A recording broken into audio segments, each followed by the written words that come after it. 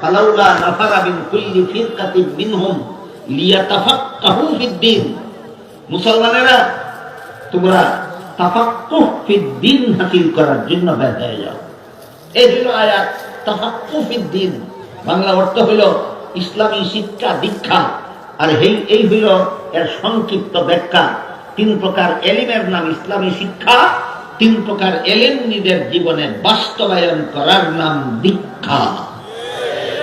দীক্ষা দ্বারা শিক্ষা বিফল কথাটা বোঝাবার জন্য আল্লাহ আলোচ্য আয়াতে লিয়াতাআল্লামু ফিদ-দ্বীন না বলে লিয়াতাফাক্কাহু ফিদ-দ্বীন বলেছেন। এইটুকু বোঝার পরে আমরা রাসূলের যে সংক্ষিপ্ত হাদিস তিলাওয়াত করেছিলাম সেটা বোঝা সহজ হয়। হাদিস শরীফে আল্লাহ রাসূল বলেন, মান ইউরিদিল্লাহু বিহি খাইরান ইউফাক্কিহু ফিদ-দ্বীন। ইসলামী শিক্ষার সাথে দীক্ষা অর্জনের সৌভাগ্য আল্লাহ যাদেরকে দান করেন, আল্লাহ নিজে তাদের মঙ্গল কামনা করেন, আল্লাহ নিজে তাদের ভালো চান।